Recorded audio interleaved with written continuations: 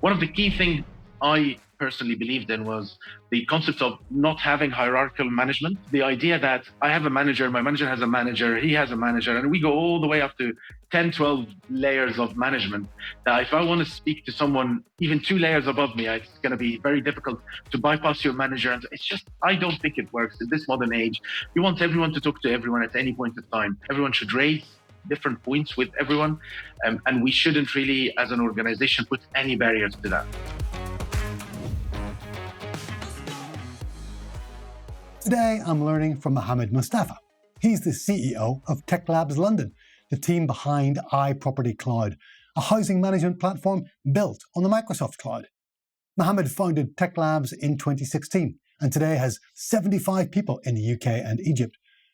Mohamed shares with us the secrets of his innovative hiring strategies and building a dynamic company culture, and how he accidentally created a holacracy, a rare type of organisation we'll learn more about shortly. We'll discuss the importance of diversity and the pitfalls of traditional hiring practices. Mohamed also shares his personal journey from a senior role at a Big Four audit firm to founding TechLabs London, emphasising the value of bootstrapping over fundraising and the power of people in driving business success. Stay tuned as we unpack Mohamed's approach to leadership, mentorship, and fostering a positive work environment where employees look forward to Mondays. Mohamed, lots of leaders might say that their customers are the most important thing in their business, but you reckon it's people. I'd love to learn more about your perspective. So Neil, I think people is absolutely the core of our business, and it's not just a word. This is actually reality. People is the product that we sell. I remember many, many years ago, 20 plus years ago, when I first started the route of consultancy, I was told by my manager at the time that our product is our people. So if they are the best people, if they are in the best state of mind, if they are being treated very well, if they're happy, then we have the best product. But if they're not happy, they're not treated well, they're not trained, they're not the right people for the right job, then we don't have a good product and we wouldn't succeed. So I think the whole consultancy and Microsoft Business Solutions and any consultancy, even outside Microsoft, the product is people, and you want the best people and you want to make them have the best experience within your organization and your business to succeed. Reflecting on some of the organizations you worked for prior to starting your own business, what were some of the lessons you learned about how to treat people, how you were treated, and how have you taken that forward into TechLabs and how you lead it today? Without mentioning company names, but I had some of the most fantastic environments and cultures and teams and groups of people that I worked with in previous companies, but I also had some not so nice experiences or cultures in some other organization. And it's actually interesting to mention that we set up TechLabs London with many objectives. One of them, of course, is to make money, but one of them is genuinely was to have an environment where people feel good about Monday morning. You're not coming to Sunday and you're like, oh my God, I'm going to go back and have to work with these people and with this company and the way they treat me. And, Monday blue, very common. I generally had one of my objectives is to have this environment for myself first and for everyone else in the company. I wanted a business to have a business where people are actually enjoying Monday morning. They're not feeling like, oh, I'm going to have to do this. Actually feeling like, Monday morning, oh, it's coming. I'm going to meet my nice colleagues everyone is respecting each other, everyone's helping each other. We've got complex programs, we've got complex projects, difficult customers, customer situations, everything that we typically have and everyone else will have. But I have a very good environment, a very good culture around me, and a very supportive environment and culture that actually makes me feel like, let's do this Monday morning. Let's get on with it. We have a number of things in our businesses from a motto perspective around respect.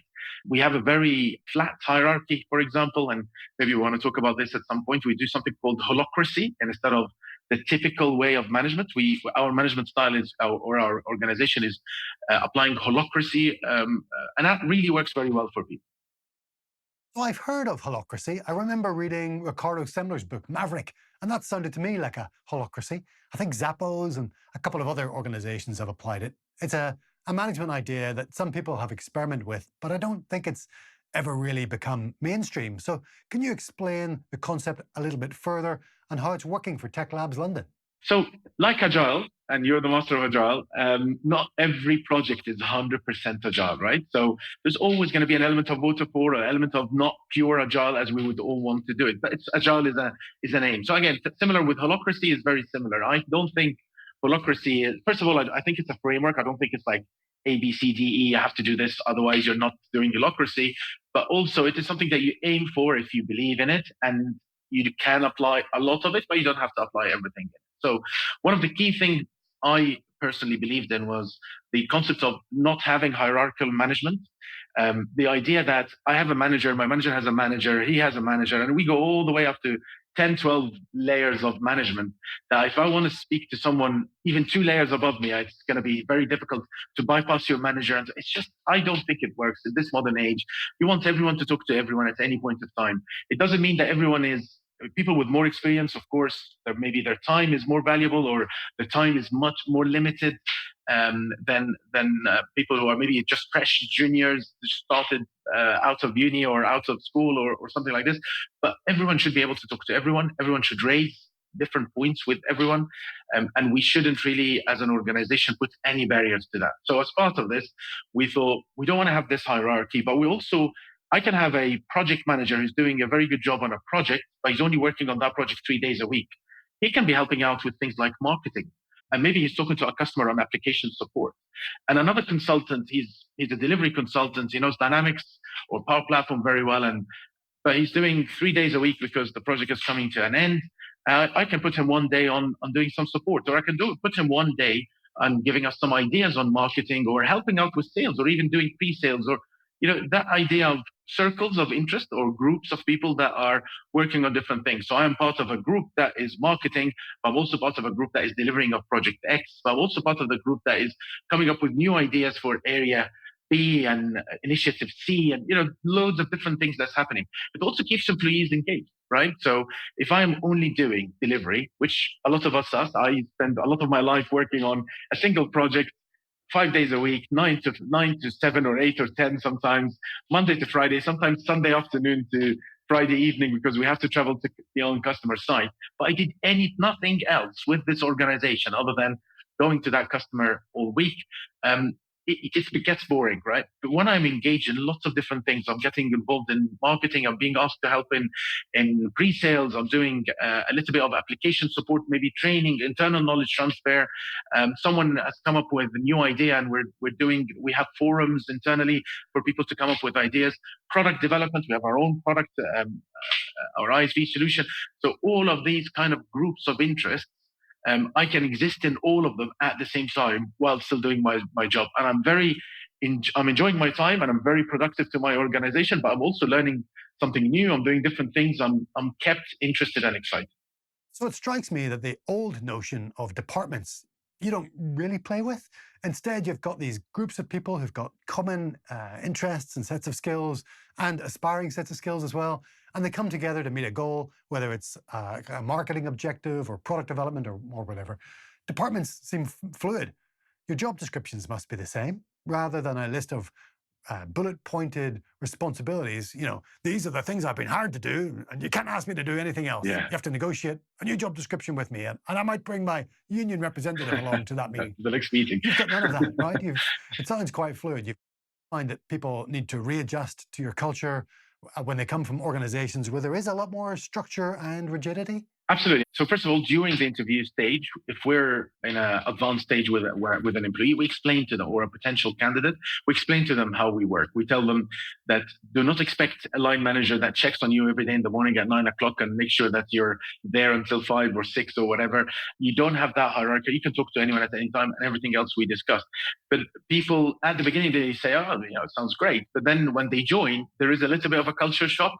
I remember one of our senior members of the team, he told me I was doing like a month review with him, just checking how things are. And he was like, first of all, absolutely love it. Best company I ever worked in his opinion. And generally he said that. But he said, it took me a week to actually understand I don't have a manager. I don't have someone that I have to be talking to every day for the first week or 2 or month, and checking out how I'm doing. And I felt like, whoa, so I can actually go and talk to anyone. And I have people from the product team talking to me, is like, welcome to the business. This is what we would want you to do in our circle. And people from this project are coming to me and saying, you're part of that circle of that project. And people are taken aback by, oh, this is very, very different. So of course there's a little bit of a shock, but generally I think a lot of people enjoy it. Again, I'm sure there are people who wouldn't enjoy it. I haven't heard in our business anyone who doesn't, but the key thing here is that you already do that, but within one project only. So when you join a consultancy, you're put on a project, typically 5 days a week, full time. So you're part of one circle, a project manager, an architect, developer, consultant, BA, tester, all of that, one circle, and you're together for the next 6 months, 12 months, sometimes 2 years if it's a large program, but it's only one circle. The difference is that you're actually part of multiple circles or multiple groups of people who are working together. So that again creates that culture of people are knowing each other. They talk to each other from lots of different parts of the business. We have our marketing people talking to our consultants or talking to our developers. And so people from wouldn't typically talk to each other. I would join a company and leave, and I've never ever spoken to the marketing person because I'm just a consultant delivering a project. But in our business, I have people from all the different parts of the business talking to each other on a regular basis, getting feedback, hearing stories, feeling that they're all part of a one big family. And we genuinely call it TechLabs London family, as one big family that we work together and we help each other and support each other. Are the team members then self-managing? So if I'm a delivery consultant, but I want to contribute to the marketing effort, I go and join the marketing circle, I help out, I make some commitments to things I'd like to do on behalf of the marketing team. But what happens if my delivery work picks up and I'm assigned to a new project full-time and I'm off? How do I balance that against the commitments I've given to the marketing circle? Is that just up to the individual to balance that, to find somebody else to pick up that work? Or do they speak to their manager? How do those kind of interdependencies and constraints get handled? So I think it's part of the culture and the people in our business and in many successful businesses that you make your own decisions. You have responsibilities and you have to prioritize. And we all do have to prioritize every single day. I have to prioritize your amazing podcast today, and I have to prioritize tomorrow's presentation. So we all have to prioritize. Sometimes certain things have to go down at the bottom of my list and other things come up. The key part of that prioritization is I need to keep everyone informed. If I feel that, I thought I would be able to do this by that day, which is in a 2 weeks time, for example, but because of new commitments that come in with a higher priority, I'm having to go and prioritize these items. So I might not be able to deliver it at all, or I might have to be a week later or something else. And then again, because we all work together, I get a lot of my team coming to me and on chat. For example, we have a no internal email policy, by the way. We never email each other internally. Absolutely no internal emails. There's very few. Still an old-fashioned email guy. Yeah. It's very, very few exceptions. When a customer sends you an email or something, you can forward it to your colleague or CC them. But other than that, absolutely no internal emails. Everything is on chat. So I have colleagues coming to me on chat saying, look, I'm doing this, I'm working on that, and I also have this opportunity to do this part of marketing or something else. What do you think my priority should be? Would you give me some advice? And you have a mentor as part of that, as part of the way we work, because everyone has a mentor or someone that they help with their career and their career progression. They can always go back to them and say, I would like you to give me advice, your views. What do you think I should prioritize? And of course, we're a for money business. We're not a charity. So billable work and revenue is always important. And people want to make sure that they are billable and bringing revenue. At the same time, they're doing very interesting stuff that also brings revenue, but maybe not directly. So it's all about balancing these priorities and people making their own decisions as much as possible while bringing in other ideas and other opinions from their colleagues. Okay, thinking about the people you bring into your business, let's say you're looking to hire delivery consultants. You could go look inside our own ecosystem at other Microsoft partner organizations and attract the people, or try and attract the people with very similar skills and experience to what you need. Or you could look outside and bring in people from other industries with experience of other technologies and cross-train them into the Microsoft ecosystem. I'd love to find out more about your preference for hiring and how that's working. Yeah, I think recruitment is always a very important part of the business because we said our people is the most important thing in the business. That's what the business is the people, right? So recruiting and choosing or selecting those people, the right people for the culture and the right culture for these people is almost one of the most difficult parts of my role, I would say. Obviously, I'm not the recruiting team. The recruiting team is doing a lot better job than I am. But for me to make sure that we bring in the right people in, that I know we're fit, because you can have some amazing people, but they just don't fit in that culture. They wouldn't like it. They won't expect a hierarchy. They expect to have micromanagement. They have different expectations. So when we recruit, we try to really think outside the box genuinely and try to think, if everyone is going just after the same consultants who do the same thing every year on year, and just try to hire the same people, sometimes you need that type of caliber because they're very experienced, they're very good. I was one of these people who just did this all the time, and that was my bread and butter. But sometimes you have to think outside the box. So one of the things we do is that we actually hire from the industry. So our product, if you don't mind me mentioning the name, iProperty Cloud. So our product, iProperty Cloud, it's a platform built on Microsoft Dynamics and Microsoft Business Solutions, but it's very, very focused on the housing and real estate and the property market. So you can always bring in, when we thought about it, you can always bring in a business analyst or a consultant or someone who worked in the actual industry to come and work with you and learn the dynamics of the technology, not as a consultant to deliver dynamics projects, but as a functional or business consultant. They don't have to go and build systems, although they can, but they don't have to. But the knowledge they have from the industry is very valuable. So we targeted, and we actually do have a lot of people from the industries that we target. We have business consultants or consultants who used to be business analysts or even SMEs in their area of specialty, and we bring them over. And I learned this from one of the big four that I worked for and you worked for before, is that I've seen them bringing people from the industry who I've never worked as a consultant, worked maybe in government for 30 years, but they're bringing them in because of their SME and their public sector knowledge, for example. So we did the same thing. We went out to the market, we brought people with SME knowledge and knowledge about the business that we are working on, and we brought them in. We helped them become business analysts, consultants, and help them grow in that kind of. We usually joke with them and say, "You've joined the dark side now. You've always been on the good side. Now you're on the dark side of consultancy, and now you have to deal with your colleagues and see what you were doing on the other side when you're a customer." But it actually works very well because number one, they communicate and they connect very well with our customers because they all come from the same industry. They've worked in very similar circumstances for many years. And they get along, they end up becoming friends. We have genuinely a number of our consultants who came from industries, came and worked on projects with people they've never met before, but from the same industry. They ended up after a year becoming very close friends because they worked together, customer and partner, and they became friends and got to know each other very well. So that's one approach. The other approach is apprentices.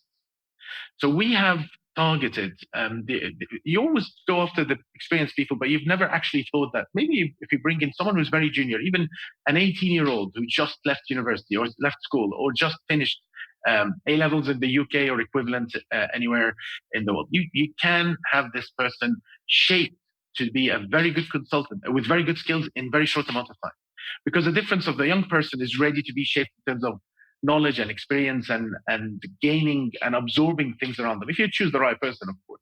But it's a lot more easier to shape a young person to learn consultancy and learn technology than if you bring in someone who's maybe have done all their life something in a certain way and you want them to start working in a completely different way. If you come to me now and say, Mohamed, at your age, you're going to have to go and start a brand new career, something you've never done before. I'm sure I can do some of it, but I would never be as good as someone who's 18 years old starting from scratch. So what we've done is we brought in we've actually had a number of apprentices for our size. We had a big percentage of our new employees as apprentices who study for 1 day a week to gain their education, but 4 days a week are working with us full time, fully supported, and they finished their apprentices, they became consultants, they became productive, and actually, unfortunately, in many cases, they moved on to some other Microsoft partners because the other Microsoft partners, they waited until they are fully ready, and they picked them up from us. I'd like to ask you about the success rate that TechLabs has with apprentices, because it's something I'm really passionate about and I'm hoping to do on our next round of recruitment at Superware as well. Let's take on some people who are brand new to the industry, brand new to their career. My success rate with those people in terms of do they make it, do they stick with consulting as a career or our technology as a career is pretty good, but it's not perfect. Some people spend a year or two with us and then go, look, it's just not for me. I'm going to try a different career path, okay? Whereas if I'd hired somebody with, 5 or 6 years of experience, they're much more well set and they've chosen their career path. The other thing is, like you said, is that longevity. Yeah. They do benefit from a lot of investment in that early career training and getting those initial skills. And then they get snapped up by a competitor who wants to pay for those skills, but wants to bypass having made the investment and the bet early on in somebody's career. So it's a risk.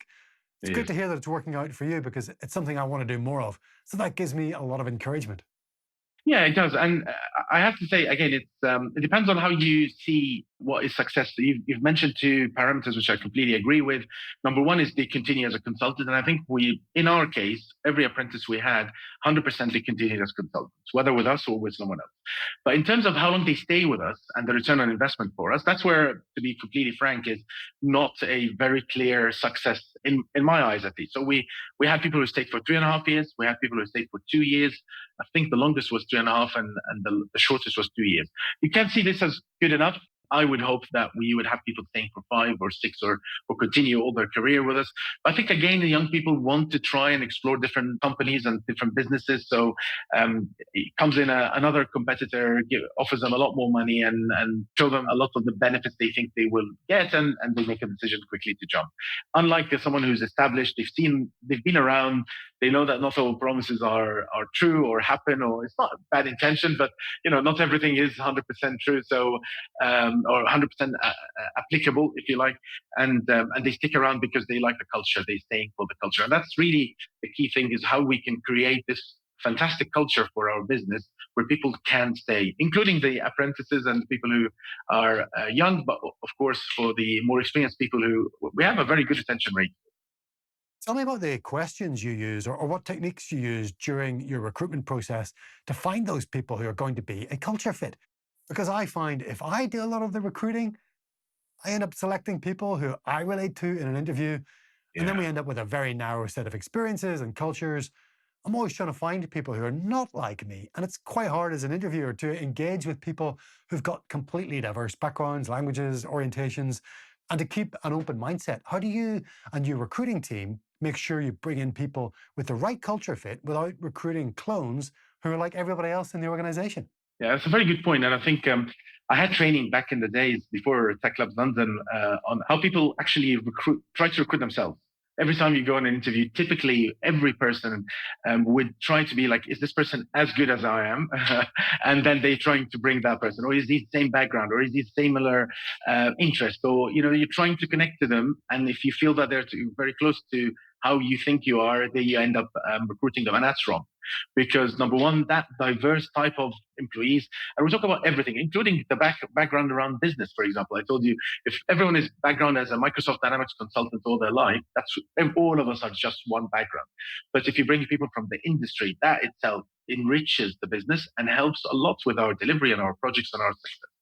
So I think number one is we have to be blind. We have to be blind when we're selecting candidates about who they are, where they came from. What is important is, can they do the outlines of the role?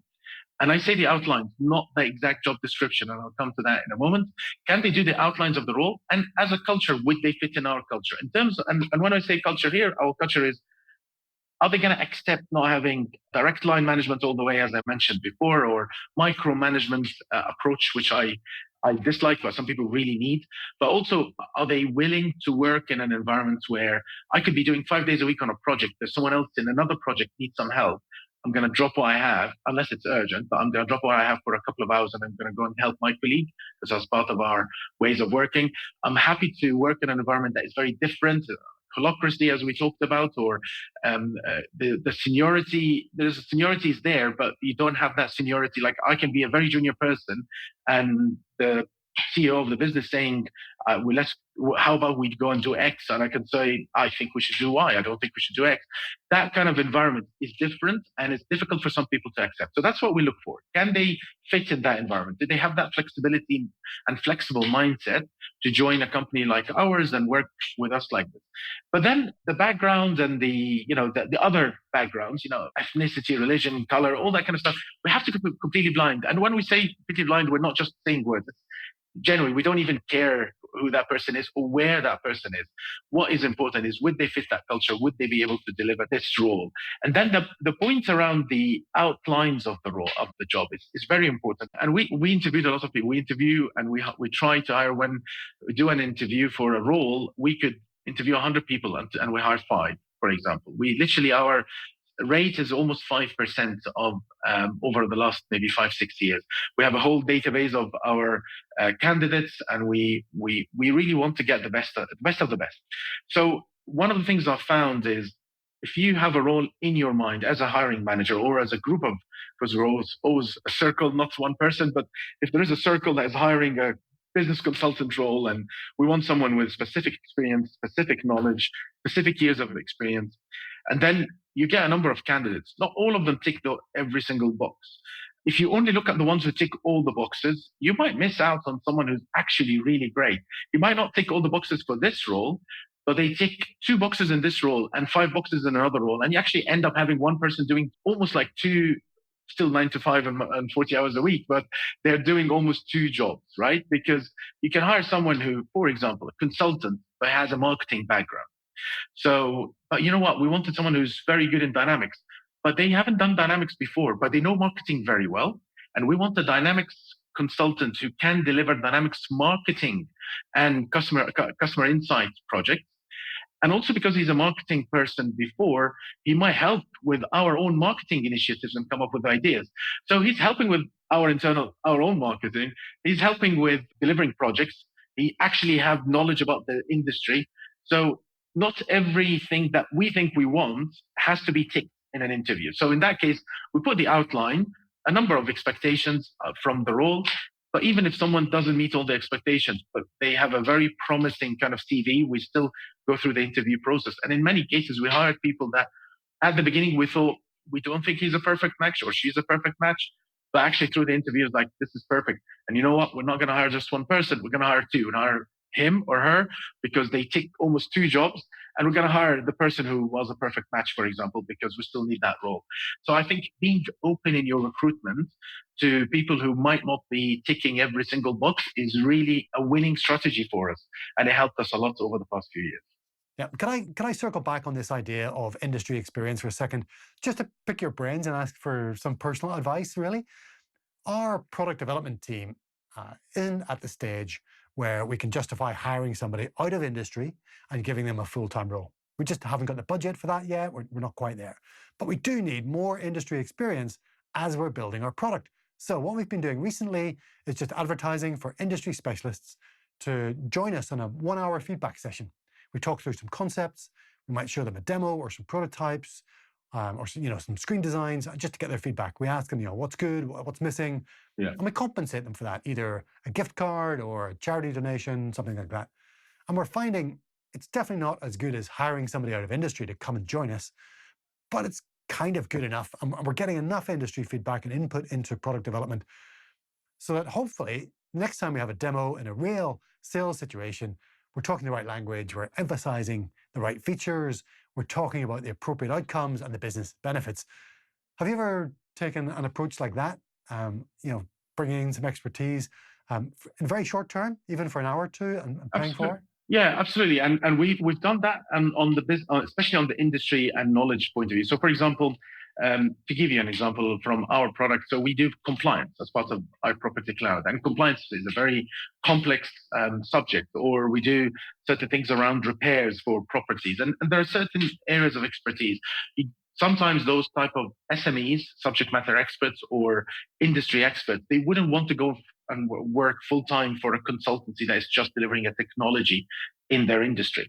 So we can actually hire them for 4 days a week or 5 days, for 5 days in 1 week to do a full end-to-end kind of brainstorming, brain dump on us with ideas, challenges in the business, challenges in the industry, pain points of the various businesses they work with, how we can make our products really beneficial to our customers, how we can have the edge over our competitors. And it works really well. These kind of things works really well because you're actually having very dedicated time, and could be 1 hour, it could be a week in our case, but it's a complex method. But that's interesting. Yeah, okay. We have them for we could have them for a whole week, for example, 5 days a week. But we dedicate some of our product team to them. We dedicate some of our consultants to them.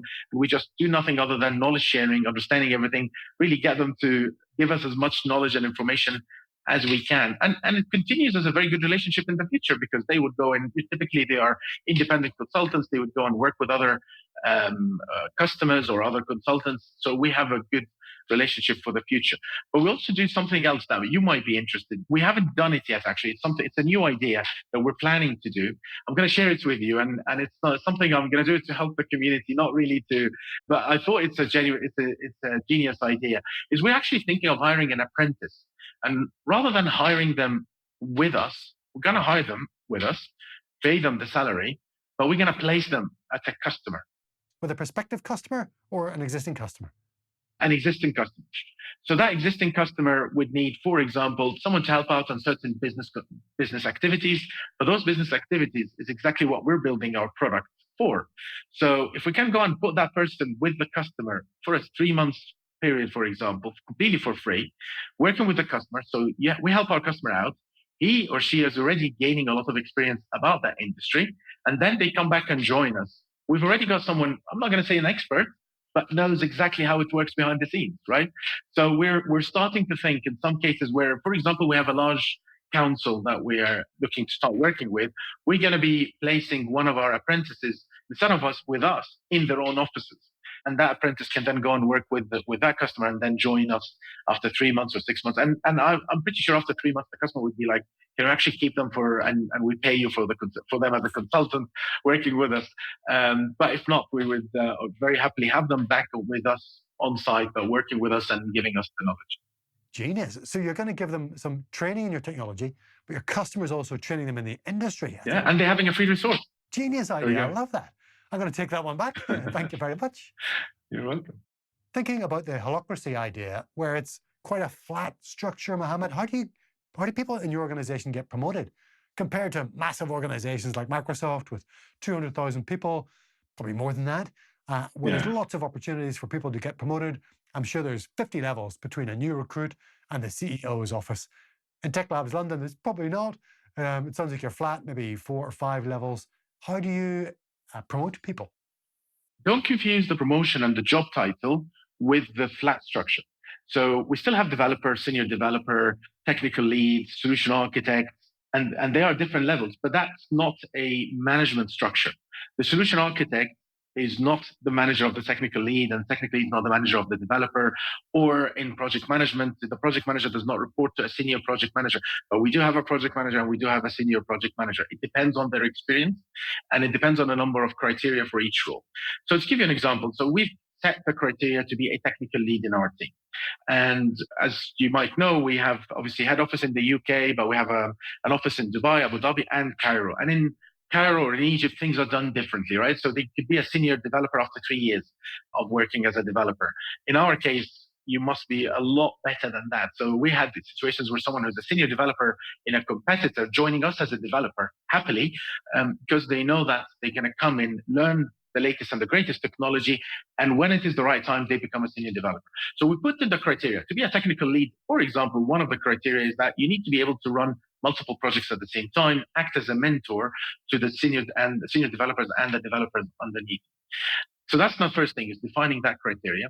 And number 2 is that you have to do the role before you get the title. And that's my motto. That's all my life I believed in this. When I wanted to be a solution architect, I thought I'm going to have to work as a solution architect before I actually get the job title as solution architect. I want to go to my boss and say, I'm already a solution architect. I've designed this. I created this solution design. I worked with that customer. And that the solution architect was very busy. So I asked him to take this part of the design from him. And I took it over and I delivered it. I'm already a solution architect. You can't argue with that, right? And that's exactly my motto. Is I don't want people to be arguing for a job title because that's what I want to be. I want to be solution architect. Then I'm going to start to act as a solution architect. No, you get the job done first, or prove yourself in that job role first, and then you will automatically get the promotion. In many cases, we actually gone to people and we said, you know what, you're ready to be technical lead now. I had situations where people were like, do you think so? Maybe I need a little bit more time. I was like, nope, we've tested you, you've done A, B, and C, and you did this, and we know that you're right. You're at the right stage of technical lead. So the 2 things is setting up the criteria. Number 2 is doing the job before you get the title. And as I mentioned, that's completely different from the hierarchical management. So actually have 0 hierarchy in terms of no one is anyone else's manager. I'm not manager for anyone, and no one is managing anyone else. But we're all working in those circles with different seniority. So of course, someone who's got 10 years of experience is not going to be the same as someone who's got 1 year of experience. And I value experience a lot. But that doesn't mean the person with 1 year of experience cannot say an idea because it might be too silly or because it's something no one ever done before. Actually, I want those ideas. The ideas that no one has ever done before is what would make us different. If we do everything else that everyone else is doing, then we're just another company. And the last point on this is I used to joke with Microsoft colleagues when I started the business, and I was literally starting by myself. It was number one person. Now we're 90 people. I used to say to my colleagues at Microsoft, is like, I'm looking at what every single large Microsoft partner does, and I do the opposite. Genuinely, I was like, I see what they do, and I do the opposite. They hire very experienced people in the same field. I hire junior people who's never done this before, and I train them up. They go after only certain type of customers. I go after other type of customers. They don't build products. I build products. So really, you don't have to be unique and different. You have to do different to what everyone else is doing in the market. Yeah, great stuff. Great stuff. I was going to ask you, what's the one thing that your organization does differently to everybody else? And it sounds like you try and do everything differently. We've got another hour. Yeah, we do a lot of things.